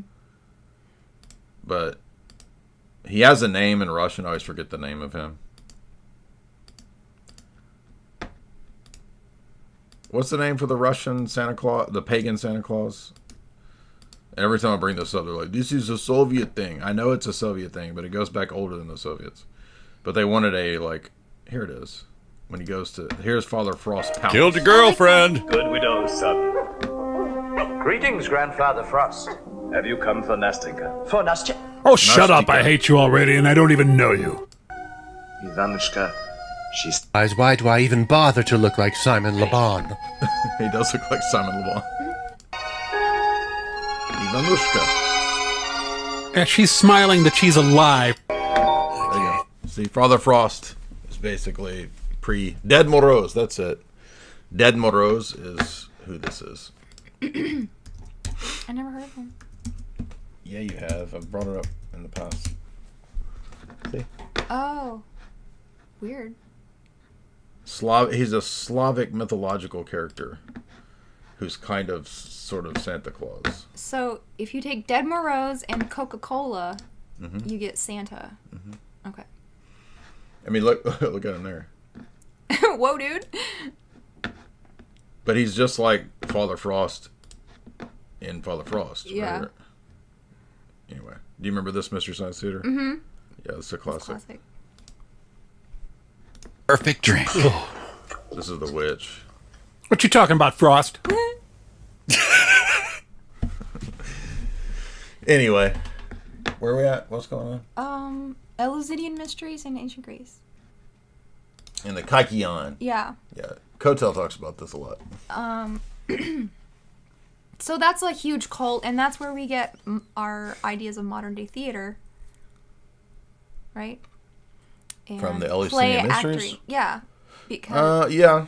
I mean, there probably is an overlap. Like the first chapter in this Cambridge Companion about the ancient mysteries and the Eleusinian mysteries, it does talk about it like it's a ritual play, dramaturgy, and all that. well, even the word dramenon, it was part of their ritual. See, look, Kaikion Yeah. potion, and it might be similar to LSD, Yeah. which would give you a intense drug trip when you converted. And this was also like a fertility type earth worshipping goddess. It was about Ceres and Persephone, and Persephone goes into the underworld Demeter, for 6 months. I've got and Demeter, back. Persephone. Yep. Yeah, so she is married Coming to back from the Hades underworld. in the wintertime, and then in the springtime she's allowed to come back. And this is from, as Kotel pointed out, the Gordon Wasson study. Abby Hoffman and Gordon Wasson says, The Road to Eleusis, Unveiling the Secrets of the Mysteries. Gordon Wasson, who was sent by Macy Foundation and the CIA as a banker to go and find the entheogens to produce LSD. See? And so this talking. is an interesting cult because they were interested in people with money. So as long as you had enough, you could, for donations and worshiping and keep the cult going. So it's a like modern day cults like Rosicrucians, I noticed. You have to donate a lot of money. Shocker. Yeah. You must donate much of your your income for the seeds to be creating new lives. And Right. then This is it's the same with the TV preachers, the seeds of faith, where you have to give money and then it comes back to you tenfold. Right. That's your seed of faith. That's what, like Kenneth Copeland, they all say this stuff. well, and you'll find this funny. On the day of the ritual or the festival, everybody has to bring piglets as a sacrifice. So they were like pay piggies. Pay piggies, Yeah. literal pay piggies. Yeah, literal pay piggies. So Yeah, I know. Wasson was a banker for J.P. Morgan. He was sent there by, I think, the Macy Foundation money, and it was at the behest of CIA to create and to process LSD from the entheogens. So then you've got your other cults, Dionysus. Who else? Everybody had their own. Well, don't forget, I mean, Egypt too, like we were watching Penny Dreadful, and you have the idea of the Ogdoad, and the there's also one for 9, and then there's one for 10, the 10 cities of Egypt. And they all have different deities, and they all have different, like the Enneagram comes from these 9 deities of Egypt, right? So that's just another version of the same gods passing from culture to culture under different names. Well, Isis, they call her the goddess of 1,000 names. So there's basically just like one female Mother goddess, goddess, and then she has like all these different attributes and names, like Isis Sekhmet, Isis whatever. What was I going to say about Greece and cults? I'm wrong. Did anything mention Zoroastrians being involved in any human sacrifice? Yeah, not really. Yeah. I mean, the Mithras cult was more of an elite cult where they would sacrifice a bull to baptize you with the bull blood. They were military Yeah. cults. So And also nothing to do with Christianity. So people will find the most superficial connections and say, oh, look, Christianity is a Mithra cult because of baptism. Yeah, but it's totally different ideas of like baptism in a bull's blood versus water. Yeah, it's totally different. Well, funny you mentioned that because several different cults all had the sacrificing of a bull as one of their central rituals, and so much that they shared temples because they had a place to sacrifice a bull. Well, that was all throughout the Old Testament, just because a bull or a cow was like a really high-priced sacrifice. Yeah. Because you could live from that. Yeah. So it was a very, wealthy person's sacrifice. So yeah, Mithras, Kybella, that other goddess, and some other ones, they shared temples because they had the proper bull sacrificing apparatus there. But Mithras, it was so creepy, that movie we watched called Conspiracy, because at the end of it, they take you through the modern day ritual of Mithras. And at the end, they're like, Mithras is my crown. But it was kind of like that. It was very anti-female, anti-woman. People who wanted to just be like career military or career like assassins or spies would be in the cult of Mithras. Oh, really? Yeah. Career assassins? Career, espionage. Because they're military guys. Yeah. Okay. Well, as you probably know, in front of Solomon's temple, of course, you have the altar of burnt offering. Let's see if we can make this big. And the reason I'm bringing this up is that, we get a lot of atheists, pagans, people who don't really understand what the Old Testament religion was all about, which was proto-Christianity, and what Orthodox Christianity teaches in continuity with the Old Testament. So basically you have in Solomon's temple this outer portico here where you have these lavers of washings for ritual washings. For us, those were proto-baptisms. They were foreshadowing of what we do in Christianity in terms of the entrance ritual of baptism. So before you could go to the temple and do your worship, you had to be clean, you had to be ritually clean, and that was symbolic of being morally clean. So ritual and ceremonial cleanliness, even in the Old Testament, were supposed to be about moral cleanliness, hence circumcise your hearts, as Jeremiah says. But you'll notice over here on the right is the altar of the burnt offering, where, for example, if you brought a bull to be sacrificed, this was again a big, hefty, wealthy tithe or donation. It wasn't just a thing where they killed the bull. You actually would eat the meal with the priest, and this was supposed to be a representative covenantal meal where you are partaking of the life-giving flesh of the sacrifice. And that's why these things point to the work of Christ on the cross, hence why the cross is intended to put an end to human sacrifice, because Christ was not a human sacrifice in the pagan sense. It wasn't bloodshed to placate an angry deity. It was an act of love to take on our weakness and our death willingly. And that's why Jesus says to Pilate, you would have no power over me were it not given to you by heaven. And of course, he is the power of heaven who gave that power willingly because he willed to die. So when we partake of that flesh, we are eating the burnt offering. We are eating the Passover. We are eating the bull offered in this typological sense, in the real sense, not to an angry God, but to a deity to put an end to death and to human sacrifice in the world and to all of the pagan religions. But I wanted to say, one of the reasons that in the Old Testament you had this style of worship was like a preparatory pedagogical teaching phase before the fulfillment of this religion in Christ. So we don't need the blood of goats and bulls anymore, because at that time for ancient and more primitive man, these were pedagogical it was God condescending to human weakness to combat the stuff that Jamie's talking about with the religions of Sumeria and Babylon and all that. This is intended to combat that at that level in a pedagogical way to gradually lead man out of human sacrifice or sacrificing animals to the gods to preparing them for the final sacrifice of Christ dying on the cross. That's the whole purpose of all this.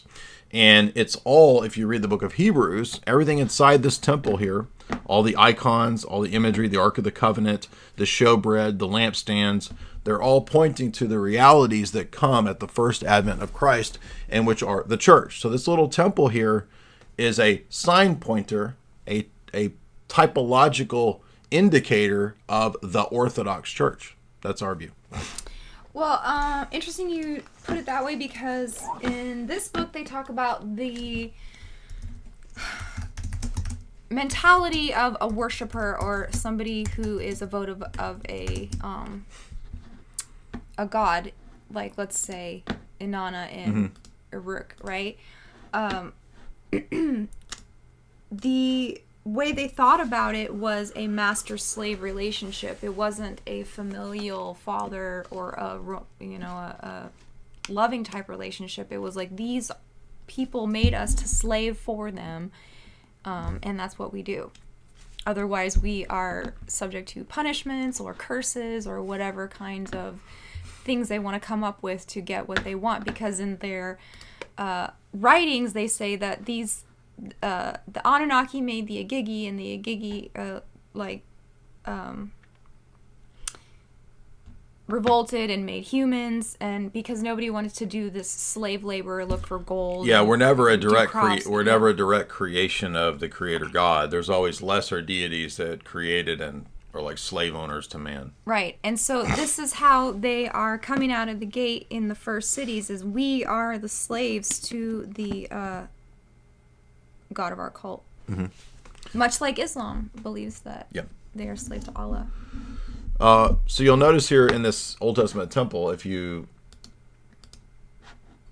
take a look at this description of the inside of the Orthodox Church, you'll notice several parallels. You have the altar or the ark and so forth. Well, and by the way, many of these symbols are multi-layered and multi-level. So the narthex corresponds to the first layer, if you will, of the temple, where you had the entrance stuff, the holy water, that kind of stuff. And then the nave corresponds to the interior of the temple, where you had the showbread, which is obviously a type of the Eucharist. And then you have the altar, which is also the ark, which is also the mercy seat, which is also where the priest consecrates the Eucharist. And then the doors open. So somebody said, "Oh, the veil was rent." Yeah, the veil is rent every time we open up the doors and give communion. That's the purpose of that. So the Protestant thinks that the veil is rent, meaning there's no more sacrifice, there's no more offering, there's no more any of that, even though that completely contradicts Hebrews 13, which says that we eat a Eucharistia sacrifice bread that Jews at the temple can't eat. So Paul calls it a temple, he calls it a sacrifice at an altar. He says the Eucharist is at an altar. That altar is the altar that you see in the Orthodox Church. That's why all the early churches, the 1st, 2nd, 3rd century, when there's excavations, when there's catacomb research that's done, you can go visit the catacombs. I've been there. They have altars, not Protestant tables for crackers and grape juice, altars. Anyway, go ahead. Well, you just made me think Solomon's temple. So this is where things start to go wrong for Israel and the Hebrews when Solomon builds his temple, and he has all of his different wives who are pagans, and they also want their places of worship. They had been bad way before Solomon. So you read the book of Judges, and they're really bad. So but they fall into the same cycles. Right. Because this is what they're mixed up in. All of these, here is... I don't know if Jerusalem is on this map, but they're not very far away from each other. Like, you think that Jerusalem is really far away from Babylon. It's not. So they're constantly becoming enslaved by these different cultures, Babylon and Persia, Syria. Well, that's what is listed in Leviticus and Deuteronomy as the covenant punishment sanctions. So God makes a covenant with the Israelites, and he says, if you disobey, the law that goes into force is the penal sanctions of the covenant, meaning I will hand you over to your enemies, you will be trodden down by them, etc., if you worship their deities. And the land will vomit you out. And that's why people talk about the Babylonian Talmud all the time, because here, Babylon is... their two main god and goddess was Marduk and Ishtar. And Baal was a huge one, too. And one of the greatest Baal has a lot of evidence of human sacrifice to him as well. Oh, absolutely, yeah. I mean, even in Scripture, right, I think we could deduce that. Molech, Baal...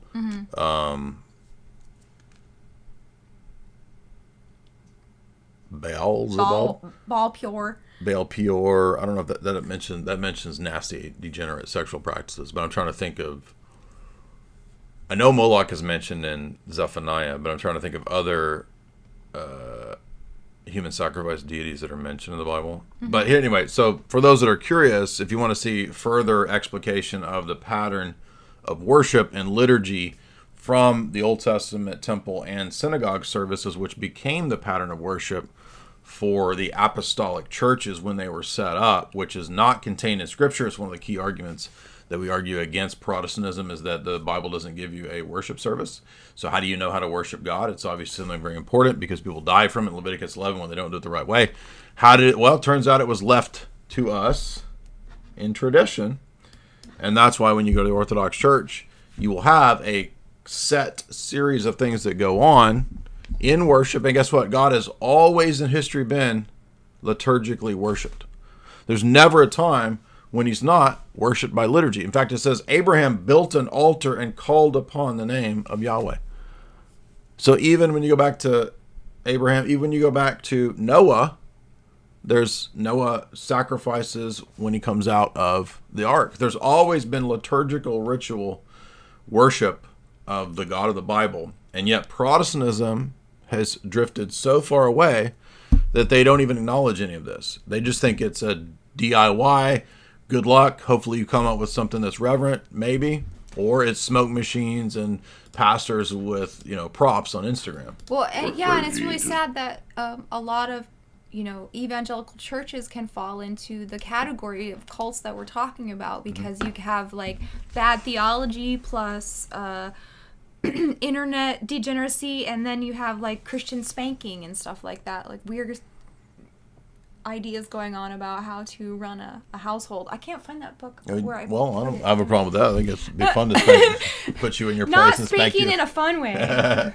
So great litany, right? You'll have the entrance, vesting, great litany, which is all explained in this documentary. The priest lifting up the gospel book. If you've never seen this, makes the sign of the cross over the altar, and with a clear voice proclaims, "Blessed is the kingdom of the Father, and of the Son, and of the Holy Spirit, now and ever, and unto the ages of ages." And if you don't know, the entire Orthodox liturgy is sung. And I would recommend, as you saw there, the quote, there's a great little book from many, many centuries ago by St. Germanus of Constantinople, and his commentary on the liturgy. You should read that because you'll see, hey, wait a minute, we're doing the same stuff that was being done millennia ago. And the thing I like about Orthodoxy is they're normal. I mean, once you study all these cults, they spiral into insanity. They go crazy, and the patriarch of the cult is just a butt toucher, and all your women belong to him, and it's all about money or spying. Remember, they found spy stuff in Osho's house, and they also found it in Kenneth Copeland's house, like set up to do stings and blackmail people. Getting dirt. So a lot of these cult leaders and gurus actually are intelligence agents. Yes, and this is the very obscure, rare book that somebody sent me a photocopy of, is Father Francis Dvorak. You may know of him as one of the most famous uniates. He's very useful to us as Orthodox because he was one of the key figures, it seems, helping to convince the Vatican to admit so many of our positions as Orthodox. So he indirectly played a very good role in helping Orthodox apologetics as a uniate priest, especially if you read the Phocian Schism. But he also has this lesser-known book, which makes me suspect that he might have himself been a spy or an intelligence operative. You don't usually get priests writing about the history of intelligence agencies unless they have some presumably connected role like that. But this is an interesting text, and it goes very well with a lot of what Jamie's talking about. It's super rare. You can almost hardly never find the book, although I did get a photocopy version. You might could find a PDF somewhere, but anyway. So I just wanted to play a little bit more of this because I think one thing that you'll notice if you are not familiar with the pattern and the norms of Orthodox worship that I can say contrasts even with the Latin Mass, which I went through for many years, but especially for the majority of Protestantism, is how Trinitarian the Orthodox service is. The Orthodox service is basically permeated with triadic, Trinitarian, and triplicities all the time. And I think in Protestant worship, it's almost always, unless you're in a charismatic church, all they talk about is the Holy Spirit and the charismatic gifts. Or if you're in most Protestant churches, it's Jesus, Jesus, Jesus, Jesus, to the neglect of the Father and the Spirit.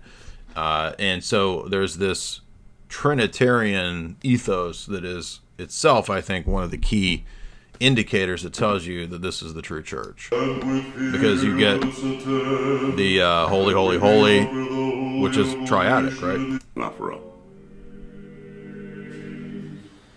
The grace of our Lord. Literally thanksgiving, because they are the recollection of many benefactions. They show us the culmination of divine providence, and in every way they prepare us to give thanks to God. Let us give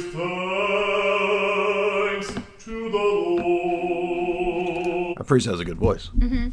Anyway, guys, if you would like to see and contrast, Orthodox worship with all that, you can watch that documentary right there, which explains step by step the liturgy. Also, one thing we didn't really talk about today, but you could talk about, we hinted at it with the ziggurats and with the Solomon's Temple, is there's also a lot of interesting research by these kinds of ancient religion scholars.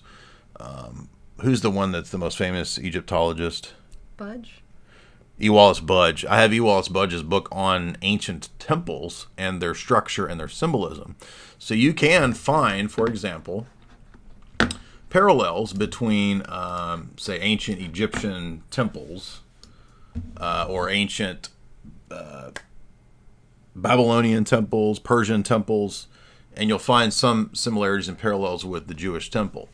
What you then get is these secular scholars or these zeitgeist bros who then say, "Oh, look, dude, like the biblical religion is just like copied from like ancient Babylonian, Egyptian temples, bro." And it's very zeitgeist low tier stuff because, first of all, if God, there's two different ways to interpret that. One, God might be utilizing in that Old Testament era imagery and symbols that were well known to those cultures. So maybe if there's a angel that looks like a griffin in another religion or something, that wouldn't it doesn't follow from that oh, they're all the same religion, bro. It would follow from that there's similar imagery that's being used, right?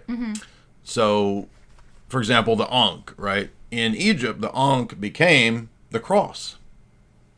Oh, dude, it's like Christianity is just ancient Egyptians. It's a silly, stupid non sequitur. Actually, interestingly enough, this book on human sacrifice talks about that just because there are elements of Christ's story in different cults. Yes, it doesn't make zeitgeist true. Right. And actually, the way that he put it, it might even lend more credence to the story and less.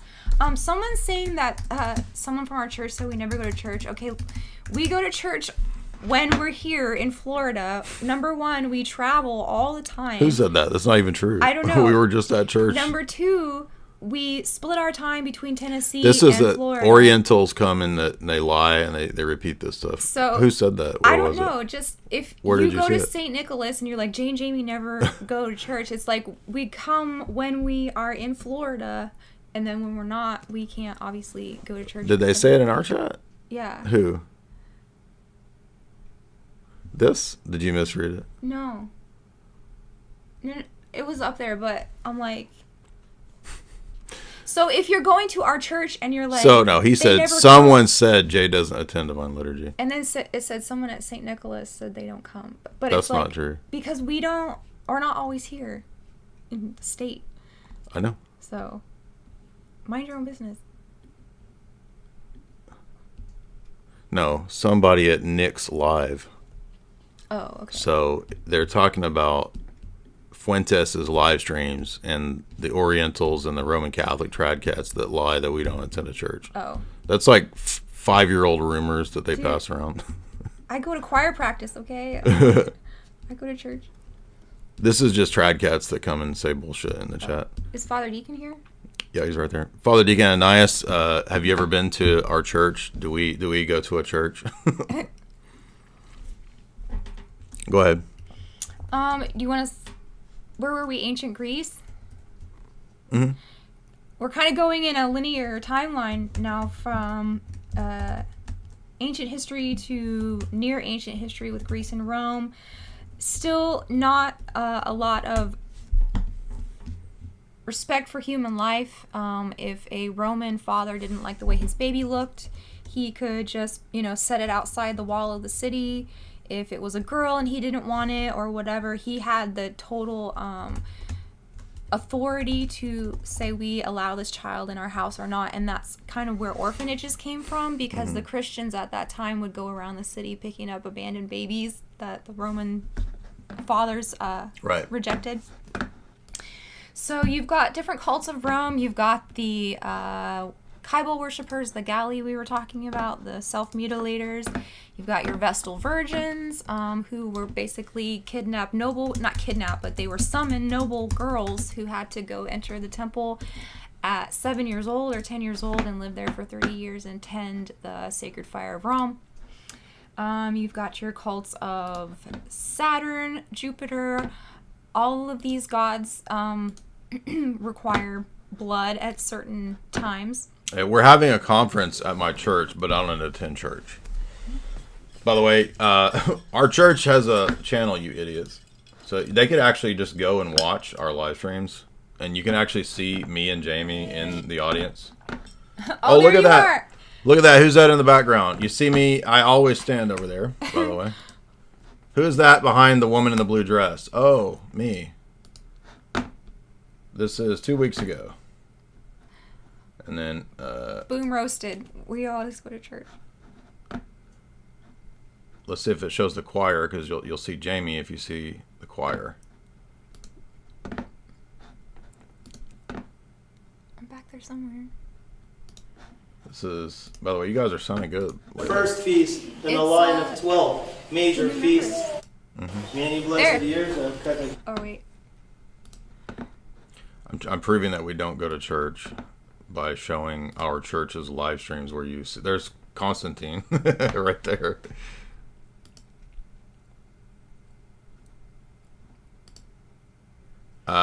Yeah, you can eventually see us kiss the cross, by the way, at the end of the service.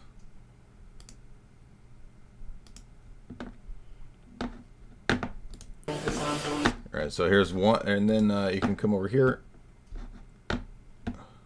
Now they're going to start watching our church live stream and looking for us every time. I don't care. Good. They can come to church.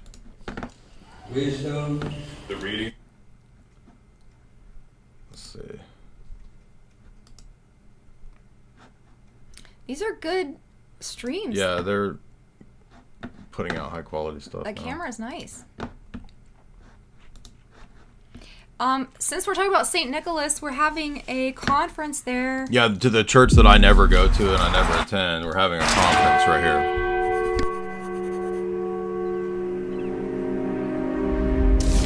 What is the relationship between reason and revelation? Between philosophy and faith? For the Orthodox Church, the answer is clear. Christianity was not born in the lecture halls of Greek philosophers, but in the encounter with the living God. Yet the Church did not ignore philosophy. She baptized it using the language of reason to proclaim truths that reason alone could never reach. So, what is the Orthodox view of philosophy? What role does human reason play in the life of faith? Does Orthodoxy believe in natural theology? And what is the difference between knowledge about God and knowing Him? Join us for an unforgettable conference exploring these timeless questions and encounter the answer, not just in words, but in worship, in truth, in the experience of the Holy Trinity. Come and discover the true faith, the faith that established the universe.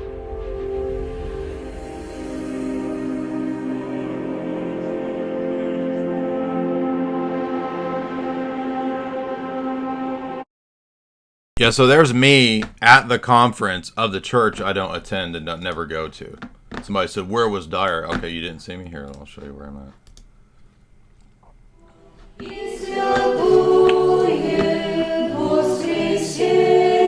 Of this world hath not God made.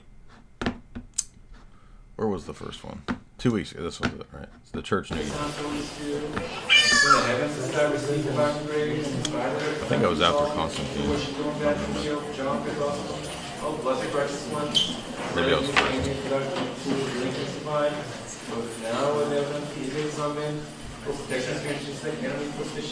I know this is kind of stupid, but it's like you have to do this. There's Jamie. Look at that. Hey, we don't go to church. There's Jamie at the church that we don't go to, kissing the cross. I think I was last this day. That's why you don't see me on there. Oh, look at that. There's me. Look, there's me at the church I don't go to. Can everybody see now? Is it Boom proof? roasted. But see, actually, this is good because it's like this is all Roman Catholics have at this point is to just make up and lie about, like, this was the lie that they were saying about me in 2018. In 2018, they were like, he doesn't go to church. He doesn't even attend any church. So they're actually just repeating rumors from like 7 years ago. It's like, I mean, we're doing a freaking conference right here at this church. How would this even happen if I just never even went? But I want to remind you guys that it won't let me link that, so I'm going to have to put it in the show description. So the long link to our conference, if you would like to attend. This is just 2 weeks ago. We were here at the feast day too, which that would be this one. Is this the feast day? We went Saturday morning. That's old, but it's still in very good shape and serviceable. Yeah, we were here this day. Bedroom set. There's a full-size bed and bureaus and end tables. So here's the feast day from the other day. There is two bureaus. Okay. Попрошу вас выслушать благодарственные слова молитв по святому причащению. Please listen with respect and gratitude to the words of the thanksgiving prayers. Слава тебе, Боже, слава тебе, Боже, слава тебе, Боже. Let you hear what? This is just the. Oh, you want to hear you guys singing? Construction is. And Mother Elizabeth here, так же как и you and I, to be gift, I'm not which hearing is you guys singing. sacrifice. Did they cut it out? Наша That's not a good sign they cut you out.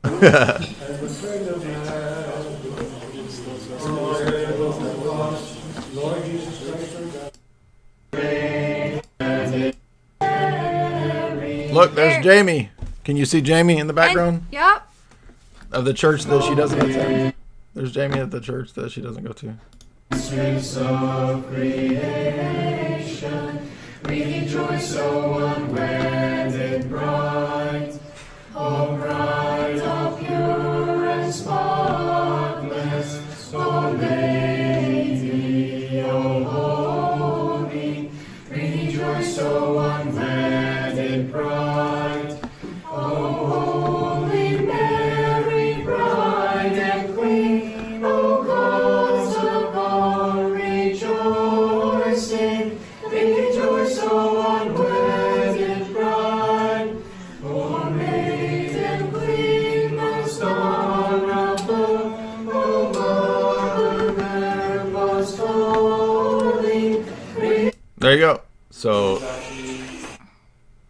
I'm still not finding me here. I think I was the last to kiss the cross that day. I was like the last of the line. There's well, I won't say all these people's names because anyway.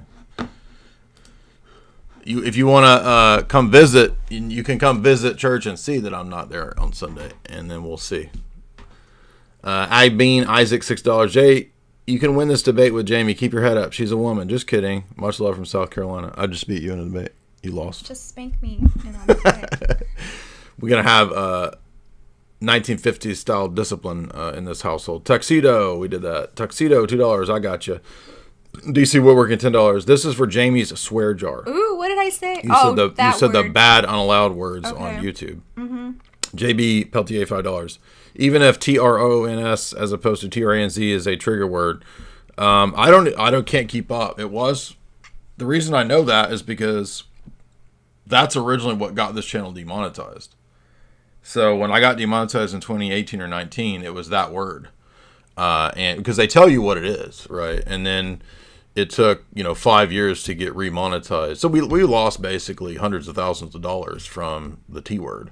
That's why I get sensitive about it. Not that I inherently have a problem with the word. It's just that the algorithm has lightened up, but the way it works now is, yeah, you can say more stuff. It'll just demonetize and deboost it in the algorithm when you say the trigger words.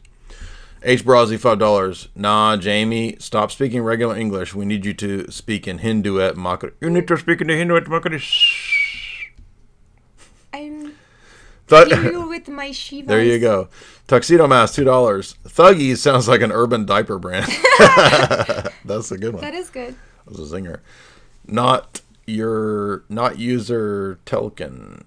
I'm a top-level trans ableist lesbian Muslim debater. I have yet to concede that the Indian accent is top tier. Well, we have to perhaps concede to you. We may have to concede to you since you are higher in the totem pole of oppression as a trans lesbian Muslim debater.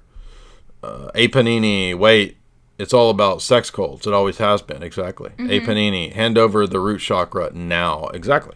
Yes. Did you must hand over your root chakras now? That's another thing about the Hindu and the Buddhists and the Orthodox. We don't really have that view of chakras and energy centers that can be like hijacked. Our is like the noose and the mind, body, spirit. Bro, you just hacked into my root chakra. Could you get out of there? Get your kundalinis. Get your kundalinis out of my root chakra now. Yeah. Yeah. So we talk about that in the book with Sister Anastasia. Jamie, you should try to get Sister Anastasia on your channel. $40 from Alexander Kane. Yep. I made your wish come true almost. It would be an interesting show. What do you mean? Well, you mean you did the book. On my channel. We don't pray to Mary. We ask for Mary's intercession, you Protestant goobers.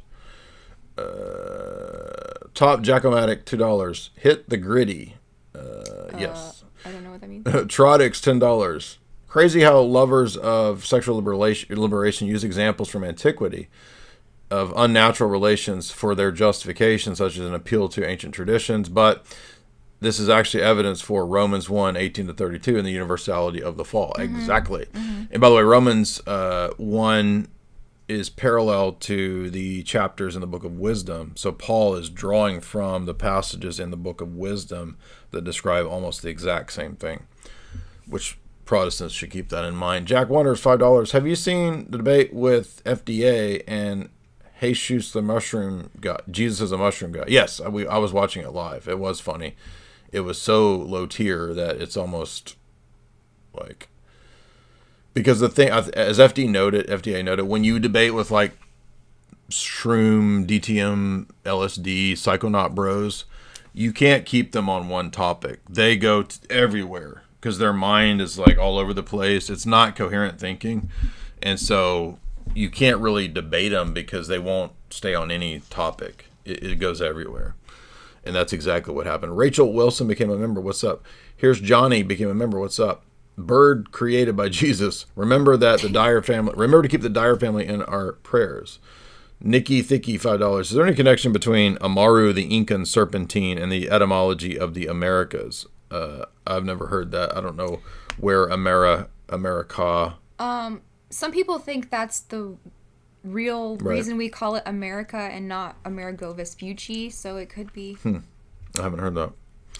Silent wins the super chats today with $200. Ooh. And I'm going to be splitting these with Jamie, so you're helping Jamie out. He didn't say anything. He's just silent. Well, his name is his message. Thanks, Silent. Thank you so much. Biggest super chat. A Panini, the stream needs a part 2. Sure. There's always, you can never do enough, ancient religious. And I wanted to do also ancient pagan temple symbology and contrasting that actually with the way Solomon's temple was set up and the theology at that time, because it's such a common atheist, pagan, zeitgeist, mushroom bro type of argument. And neo-pagan Wotan Odin type argument that, oh bro, it's all the same. Yahweh was a promoted version of Baal, bro, and it's like Canaanite wife deity. Remember that? This is that's what I was talking about. How the gods got mushed together, and that's why they think Yahweh had a wife named Asherah. And right. It's not Most true. of the time, the reason people think this is the dumbest word concept fallacy, which is because Elohim, which is a term like deity, it's a generic term, like the word God or gods. Right? These are generic terms. They're flaccid designators that dum-dums think signify the same referent. So they think that if you said Elohim, the divine beings, or the divine being, that necessitates the same in all the different religions. Right? And Baal means Lord, so it's another... Or take the word, exactly. Or the word Allah, right? That's the Arabic word for God. Well, you might mean the Allah of the Quran, who's a different deity from the Allah of the Bible. It's just the word God. So people don't know how grammar works. And heretics are always caught up and confused by just freaking grammar. Jack Wonders, $5. Have you looked at the rise of SRA? Yes, we've covered SRA quite a bit, actually. Yeah, I'm going to do a book about that on my members in 2 more episodes. I've got Screw Tape Letters, and then I'm going to do a book that Melissa sent me from a secular therapist who kept on getting SRA patients, so much so that he had to write a book about it because he didn't believe in it at first, and now he does. If you have the E. Wallace Budge book on, I think Man as Temple or Temples or something like I cited this, I think, in one of my essays in Esoteric Hollywood 3. You will notice there are interesting like, for example, I think some of the Egyptian temples, they had a conception of them being like a version of a man, like it's a miniature, it's a microcosm of the macrocosm, right? So it's the same thing going on with Solomon's temple, where it does point to the body of Christ. Jesus says, destroy this temple and in 3 days I will raise it up, speaking of his body. So his body is also a fulfillment of the actual temple. Oh. The Egyptians had a similar idea that the body was a microcosm of the macrocosm, but that's also in Plato. So what happens is that people see these types of similarities, and then they jump to the non sequitur conclusion that, oh, they're all the same, you see. Well, just because there's similarities, it's a fallacy. It doesn't follow that they're all the same, because if that was the case, everything has some similar relation to some other thing, so all things would be the same, which would be ridiculous, right? But that's what that shows you, that it just depends, right? Just because there's similarity, it does not entail or necessitate the same origin or the same religion or the same beliefs. I mean, you can find all kinds of things that are common, but that doesn't mean they're the same. It's just it's a really stupid kind of low tier philosophical mistake. If you want to do a show on temples and architecture, we should get that book, Temple of Man by Schwaller de Lubitz. No, that's the one I'm thinking of. Oh. I wasn't thinking of Budge. It's Schwaller de Lubitz. Oh. I have his Temple of Man book. Oh, okay. So that would I cited it in Esoteric Hollywood 3. That would be a good show to do. Mm-hmm. Look at that Apophis. That's crazy. Yeah, I have this book, and it's kind of making this point of the microcosm and macrocosm. So, but we don't conclude from this that because Egyptians had this idea that every religion that has a microcosm, macrocosm is the same. That's a silly conclusion. Mm. Because Plato taught the same thing in the Timaeus. The universe is a giant man. Adam Cadmon. Exactly. So, were we Greek cults? What? Greek and Roman, Greco-Roman, What about it? Minoan. Well, that's just kind of where we left off on the timeline of ancient Mesopotamia, and now we're in like Greece and Rome. Eleusinian, you got Dionysus. That's where you get the Bacchus mysteries, total depravity and like hedonistic type underground cults, because well, especially Dionysus, like all of their stuff, and Bacchus. There was like, have you ever heard the Bacchic conspiracy? I don't know. Oh, anyways, that's too long to talk about, but yeah, they were up to stuff. But this, well, you got a bunch of books. We'll come back for a part 2. Okay, so this is where all your Western mysticism comes from, like a Greco-Roman, and then you have the switch from, basically a pagan world to the conversion of Christianity with the Byzantine Empire. And then all of these cults have to go underground. right? I'm listening. Keep going. People are asking for your channel, so I'm putting your channel in the chat. So all these cults have to go underground, and this is where you get Freemasonry popping up. You've got the Knights Templar. You've got all of these like esoteric springs feeding into these other groups: Illuminati, Jesuit,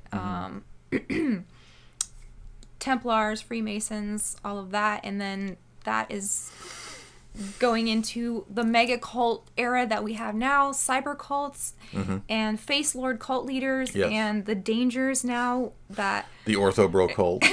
Well, yeah, you're one of them. I'm a face lord now. But if you just want to talk about one more before we have to go, I know we have an appointment, but Mormons. So this is a huge thing, a popular topic now, so I was gonna get into a little bit of why don't we Mormon stuff. mention it? Why don't we just save that for the next one, because I brought my Bruce R. McConkie Mormon study Bible as well, and we'll hit that next time. But I want to remind you guys to head over to chalk.com, CHOQ.com, the best in supplementation on the internet. And this is you did a recent show with our good buddy Brett from Psyop Cinema. Shout out to Psyop Cinema and Brett right there.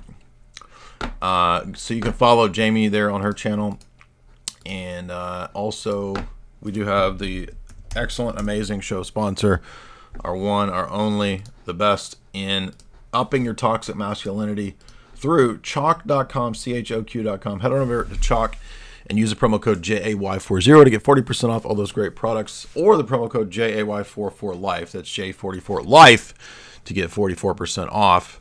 And so I don't know why we get these stupid Protestants just spamming the chat.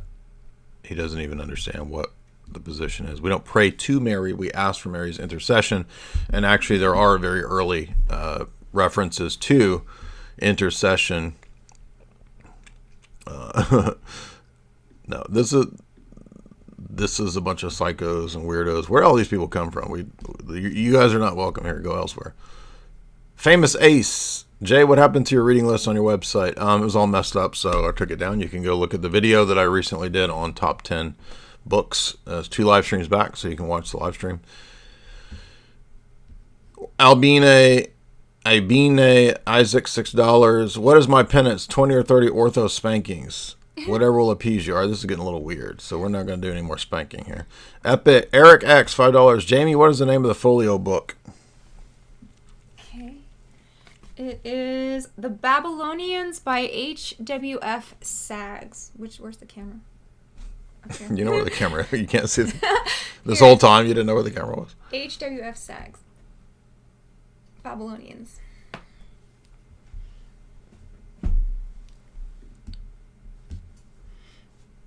Tuxedo Mask, $2. Get your flaccid designator out of my root chakra. Great Scott, $5. Hey, bro and Syscore, Dyer fam. I attended St. Nicholas Orthodox Church. Yeah, the one that we don't go to, that you never see us at. Guys, remember to hit like and share. Also, you can subscribe to Jamie. She will be linked afterwards. I put her link in the chat. Also, remember that we have the church conference at the church that we never go to. You can get your tickets there in the show description. We already have quite a few. It sold pretty fast because of the Ludwell conference. Obviously, that sold really well as well. So this one is selling out. You might want to hurry up. Well, this will probably be our biggest conference yet in terms of our conferences. But I think there's more super chats over here I didn't get to. Sam, $5. Jay, can you please debate with 119 Ministries? I don't know what that is. It's a Hebrew roots cult. It's growing in the U.S. My wife is coming out and as an inquirer. She's coming out of it thanks to you. Maybe I can't debate or try to subdivide every single cult out there. But as the cults grow, yeah, we try to hit them all. But I've got a lot of videos and things that already kind of address. Guys, you got to remember too, a lot of the cults, I know there's variations, but a lot of them have the same things going on. So the same arguments against Islam pretty much are the same arguments against Mormonism in terms of the strongest arguments, right? Mm-hmm. for example, if you show that there's no new public divine revelation, and that Scripture talked about there being an end to public divine revelation, like that right away, it ends Charismatics, Pentecostals, Seventh-day Adventists, Mormons, Muslims. It's all the same thing. Angry Medic, $5. We'd meet with Al-Qaeda and Taliban regularly. This is from yesterday. They are the local leaders and elders. The government would pay them to stop fighting. It was a waste of U.S. money. Yeah, I don't doubt that. H. Brazzi, $2. I was asking when's the next stream. It's right now. A Panini. I wonder what name they'll give the... Oh, we already did that. Excuse me. Panos, $5. It seems like demons, due to their acting against God's plan or logi for them, they are determined in that they're slaves to their destructive state, can't help themselves despite possessing the capacity to repent. I don't think demons have the capacity to repent, because they already made their decision in an instant, because they're not in time, or their existence in the noetic realm is not in time. So they had a singular choice at the beginning before Adam and Eve were tempted, and that was their fault, because we get the ability to repent because we exist in time. They don't. Volturo, $5. Dyer Squad, we did that, excuse me. 7-Eleven, $10. Thank you guys for your videos. God bless you. Thank you. Appreciate that. D. Bailey, $5. Have you heard the theory that Jacob's ladder is a ziggurat? I know you mentioned the Tower of Babel. Never heard that. I mean, in Orthodox iconography, we don't ever see it other than a ladder, so I wouldn't think much of that. Irina, $50. Thank you so much. She says, God bless you guys for what you do. Thank you so much, Irina. Appreciate that. Amitoy Singh, keep it up, sir. You got it, buddy. Fuck you, buddy.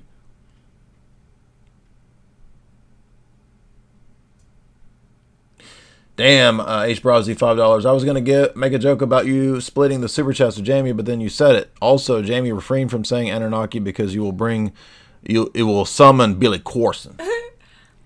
Tuxedo Mask. Oh, we did those. Excuse me. Okay, we did those. Riley James Joseph.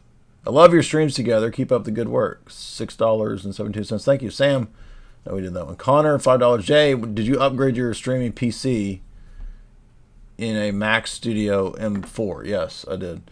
CJ, $5. Did you see that Ruslan was calling out Fuentes for a debate? No, I did not see that. Of course, Fuentes declined to have another debate with me. How do you think that debate would go? I mean, it really depends on what they would debate, but I mean, Ruslan doesn't debate geopolitics, and Fuentes doesn't really debate theology anymore. He just does politics stuff, so I don't even know what they would debate. Ruslan seems ill-equipped. He's basically just been making fun of Fuentes. I haven't seen that. He doesn't know what he's getting into. Well, it just depends on what they debate, but I don't know. I mean, I like Ruslan on a personal level, but you know, when we debated Sola Fide, I don't think he did very well on his podcast. Great Scott, no, we did that. Anonymous, $5. This sounds dumb. I believe God's grace pulled me away from a cult last year. Can you look into this cult? They refuse to talk about history, and they revile the, quote, Catholic Church. Okay, well, but what cult? You didn't tell me what cult. Anonymous, put the name of the cult. Because, yeah, I'd be happy to look into it, but I don't know what. You didn't tell me what the name of it was. You know what every new cult's going to have in common now is space. What? Because so many old ones have that. It's called exotheology. Yeah, but you're going to see way more space cults, Heaven's Gate cults, Sirius cults, like Venus, Polaris. I bet you that's going to be a new thing.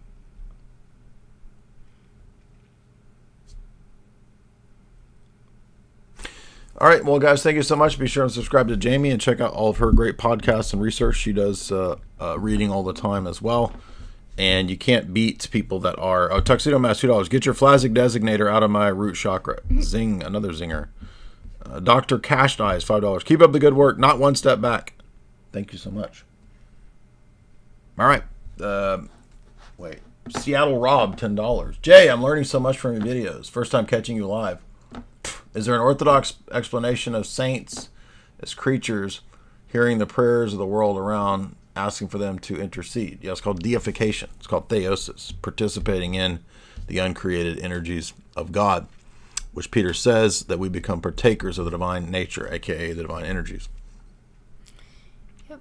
So check out next week we're gonna have Paranoid American on talking about Mormon stuff. Oh, you are? Yeah. And the next time me and you do a stream on my channel, we're going to be talking about something Wicca this way comes. And which Wicca and witchcraft. All the goofy okay. stuff about Wicca and witchcraft. All right, thank you guys. Everybody hit like, share, and tell me below what you think about all the pagan religions and cults and how amazingly parallel they are to today.